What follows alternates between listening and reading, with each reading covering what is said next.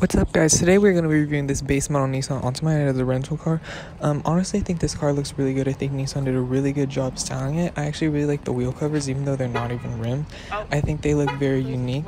I also like how the roof looks kind of floating with that little black thing on the back that connects to the rear window. And I also like how the turn signals are orange. I think more cars need to do that, even though it's an old car thing. Here is the key Nissan gives us. Honestly, I think this key kind of looks like a bug. I don't really like it. It gives you a remote start, and this is the base model. I think that's pretty cool. It also gives you push start, and it gives you the push start with the keyless entry, so you don't have to like press the key fob, which is really cool. When you turn it on, these things go like that. I like when cars do that. It has a big screen, which I like, although it doesn't say much stuff that's interesting. I just leave it on 0. You can just scroll through. It just has a few stuff. Oop. YouTube. Oh look, this thing. This is a complaint. Watch. Why is it acting like that? Watch it.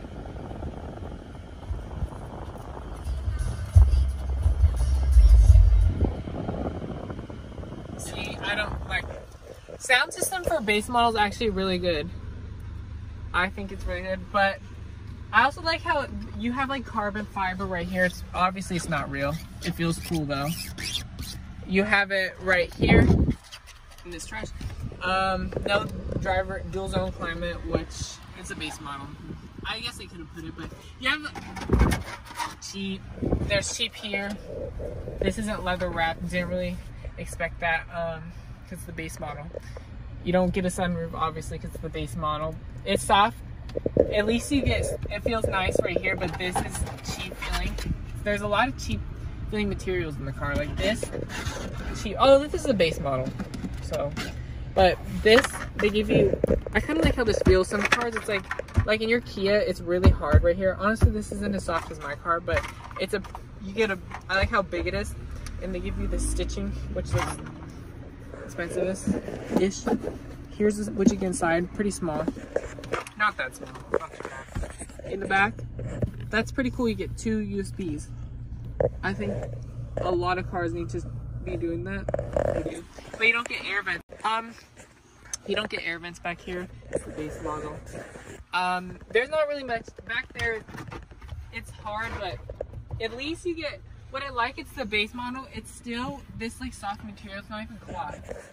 It doesn't feel luxurious, but it doesn't feel extremely cheap.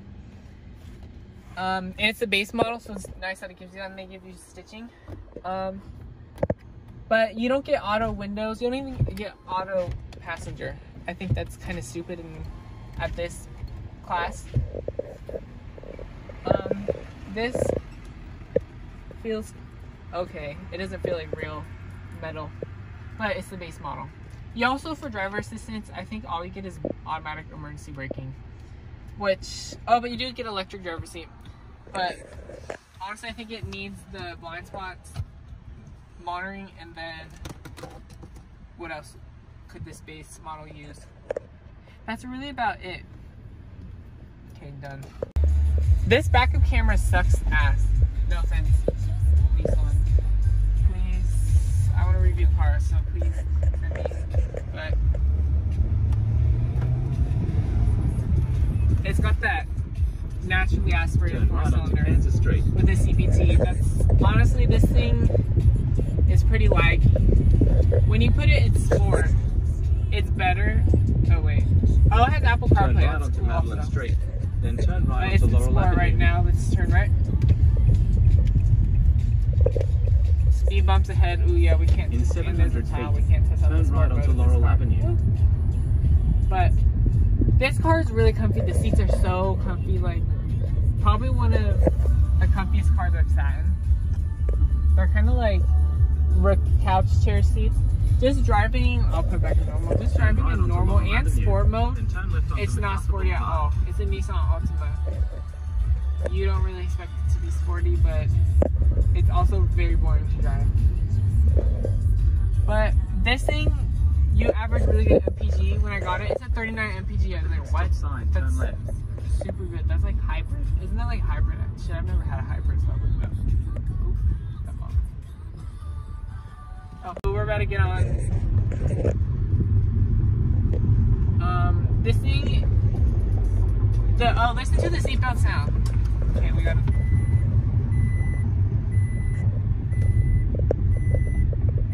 Is this the traffic light? It sounds like the microwave's beeping.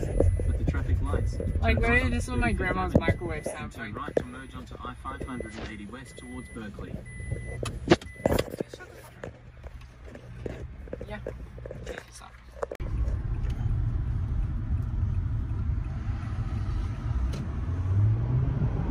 And now that I'm pouring it, I kind of, when you get it up in the RPMs, it's kind of fun. But when you're not redlining it, let me roll up this window. When you're not redlining it, you kind of have to press it to go. Towards Harrison Street and see, I'm already at 3 and I'm barely accelerating like this. And I'm in sport mode. That's kind of, yeah, no. That is a little bit not good. Not a little bit, pretty not good. And when you're up at this speed, this bitch want to gas. Yeah, the Volkswagen beat me. Going 90. This thing's really soft, and you can actually whip this thing kind of around corners and shit. This is like the Bay Area drug dealer car. And I can see why if you just put it up in the red lines and it gets good MPG, and then you can just 2 miles into the exit, let go, and it like, that's what I like about the transmission. This is a very unreliable transmission, but I like that you can just like put the throttle off and it'll just like let go, you know what I mean? Okay, now we're stuck behind some bitch in a Toyota.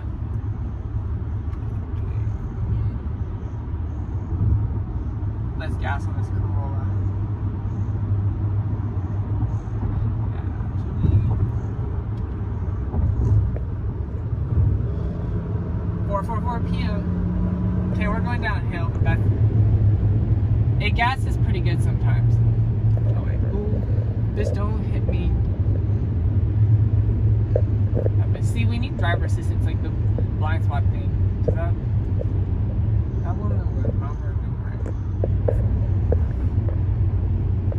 There's not that much storage in this car, which is kind of a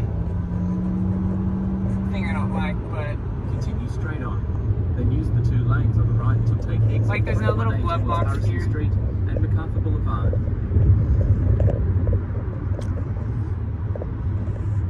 My final thoughts on the Nissan Altima, I think it's an attractive looking car. And also you can get all-wheel drive on the standard model, which I think is good for people in winter climates. I don't have to deal with that, so I don't need that. But I feel like the car is really bogged down by that transmission.